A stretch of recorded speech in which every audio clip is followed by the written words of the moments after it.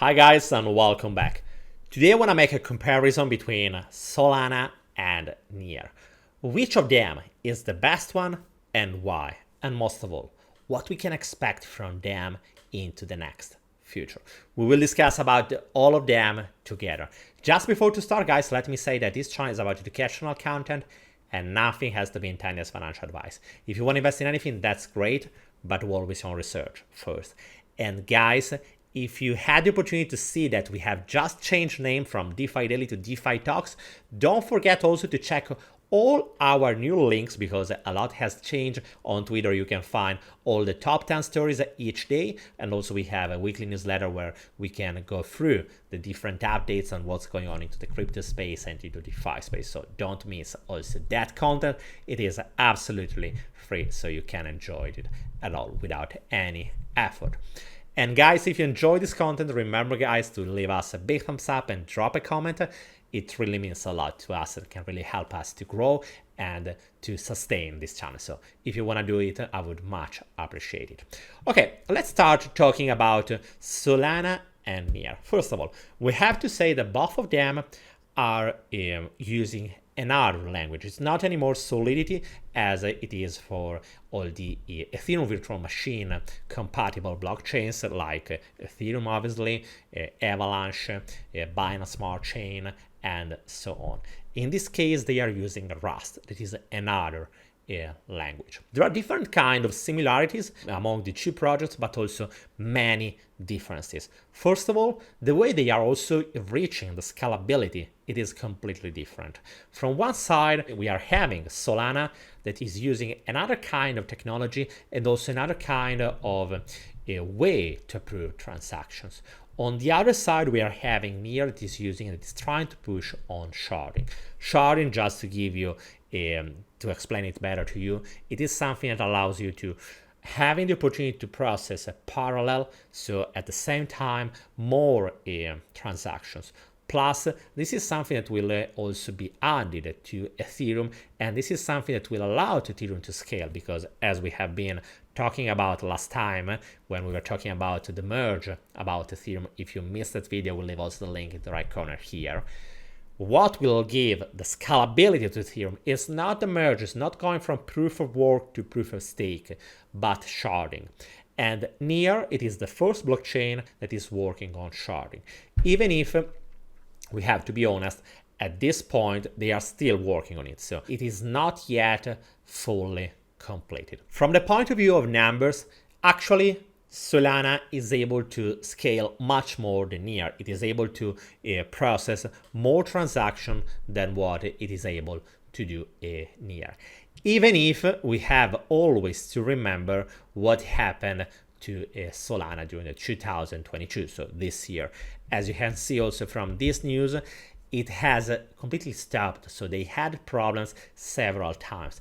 And that's the main worry when we are talking about Solana, because Solana is one of my favorite projects, or at least it was previously, so in the moment when we still didn't have so many problems. I remember when I was following this ecosystem in September, I made also many videos about the different protocols on Solana.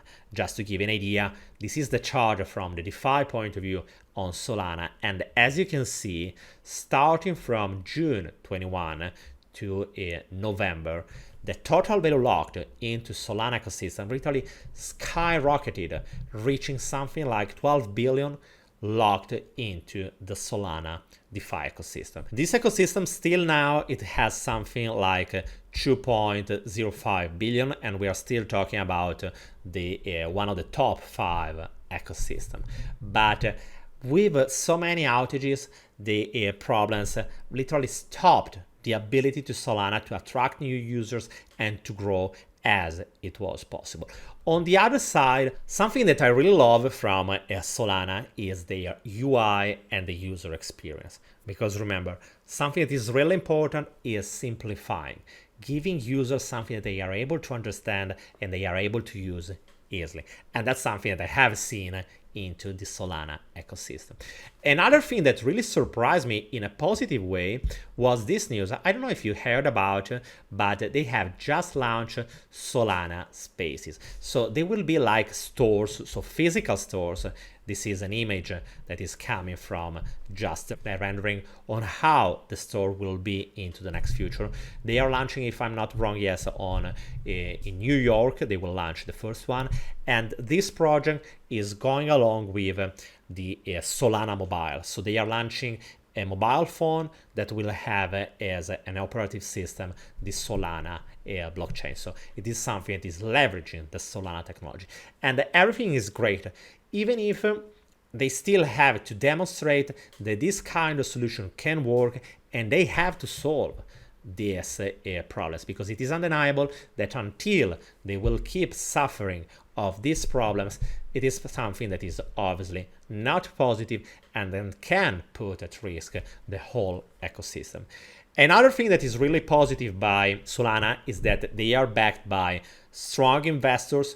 Behind Solana, there is Alameda Research plus FTX that are investing heavily into this ecosystem. And that's something that is really important, because I know that many of you are saying a decentralized world should be driven by the community, and we don't want to have VCs behind.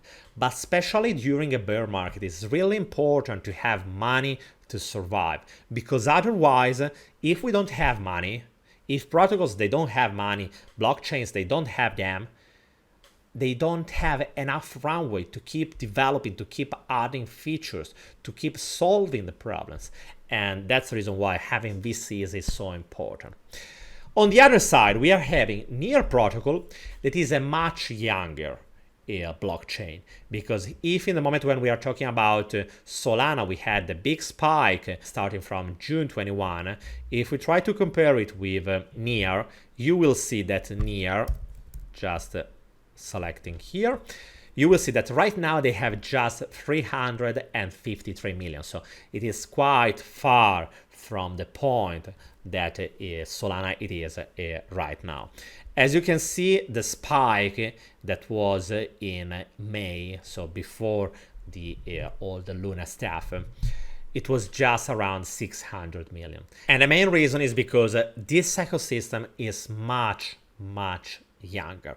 And this is, from one side it's positive, from the other side it is also negative. It is positive because into the next bull run it still will have that kind of novelty to generate hype, because it is quite easy for new blockchain to generate hype and to attract new users. On the other side, if you are an already established blockchain, for you it is much more difficult to grow, because people are already knowing you and you can't just leverage that kind of novelty. And that's the reason why being younger for Near could be an advantage. On the other side, it is obviously a limit, because being younger, it also means coming after. And it means also competing for the same developers, because remember, as I was telling you, Near and Solana are not using Solidity, but they are using Rust. So they are competing for the same developers. And I want to share with you this article that is quite interesting, because it is showing us how many developers are the different ecosystem able to attract. And as you can see from here, Solana, it has been one of the best performers. So it means that it has been able to attract much more users. As you can see from here, Near had an increasing number of developers by 5x during, or at least since the 2021. So it means that it's growing a lot, but at the same time, it is growing slower than what is happening for Solana. So they are competing one the other, and that's the reason why being after, so coming later, it's not an advantage. On the other side, another thing that it didn't help Near, it is coming from the UST collapse. Do you remember obviously what happened to Luna and UST and all the algo stable problems? And the reason why it is not an advantage for Near is because just during that period there were a lot of hype by the Near protocol around the idea of launching USN that was something close to USD. Obviously, after that collapse, they changed completely their plans and they released a new kind of stablecoin with still the same name, but instead of being an algo stablecoin, they chose to go for an over-collateralized stablecoin. If you want to know more about USN, I will leave also the link to my latest video about that stablecoin. Going on, another thing that is quite important to remember in the moment when you are benchmarking different projects is about the tokenomics. The tokenomics means how the different tokens are distributed right now and what is the actual market cap. If you want to know more about the market cap, you can simply check, for example, Messari that is giving us different data. And here, for example, Solana is the number 9. It is showing us a reported market cap of around 14 billion. In the moment when we are talking about Near, the market cap is much lower, and we are talking about something that is around 3 billion. So it means obviously that Near, it has the ability to grow much more compared to what is the point where Solana it is right now. On the other side, we need to check also the liquid supply curve. What does it mean? It is showing us how many tokens are circulating right now compared to the maximum available. And as you can see, Solana, it has almost all the circulating supply already available. It means that the selling pressure that is typical in the moment when a big unlock is coming, it has already done. Unfortunately, Near, it doesn't have the same situation because as you can see, the chart of the liquid supply curve, it is increasing. It means that in the next future, a big amount of tokens will be released. So it means that we still have to see a lot of selling pressure. And obviously, just to give you an idea, in this moment, we have something below than 800 million tokens that is available right now. In 1 year, this number will go up by just here by something like 200 million. So just to give an idea, it's something like 30%. So it means 30% more tokens will be available into the market. So it means that 30% of the actual supply is at risk to be sold and to generate selling pressure. And obviously when you have a so big selling pressure, it also means that the price, it is possible to go below. So just to summarize, you will see that Solana, it has a much bigger market cap, but a much better tokenomics because it doesn't have selling pressure to come. On the other side, we have Near, much lower market cap, but much bigger selling pressure that is coming due to this scheduled release. So that's the actual situation between Solana and Near. Personally, I love both of the protocols, both of the ecosystems that are also releasing. From one side, Solana, it is releasing quite in the next future their EVM compatible blockchain. On the other side, when we are talking about Near, it was the first step because, for example, we had checked here the total value locked inside Near, but we don't have to forget that Near has started with Aurora. Aurora is the EVM compatible layer of Near that is compatible with all the Ethereum virtual machines, so with Ethereum, Avalanche, and all the different blockchains that are working into that ecosystem. That's the reason why on Aurora you can use your MetaMask account, while on Near you can't. And as you can see, also in this case, there are several different protocols that are already available on Aurora. And that's something that is positive for Near, because if on Solana they still have to deploy all of different contracts into the EVM compatible layer, in the moment when we are talking about Near, they already have an EVM layer that already has also many different applications that are already working. I think that it will require much more time to understand how and which of the two blockchains will be the winner. I still think that there is enough space for all of them. Probably into the next future, we will see each of them specializing on something. I still believe that it is much better to have a specialized blockchain instead of having something that is just a generalist. But most of all, what is really important for Solana is solving this problem. Another thing that we should remember is that during bear market, it is possible that new blockchains will come out. Two of them has been already announced. We know already about APTOS, and also many people that were working into Solana are moving to APTOS. And same applies to SUI, that is another blockchain that has just announced. It is coming from people that are coming from Meta, so Facebook, and so on.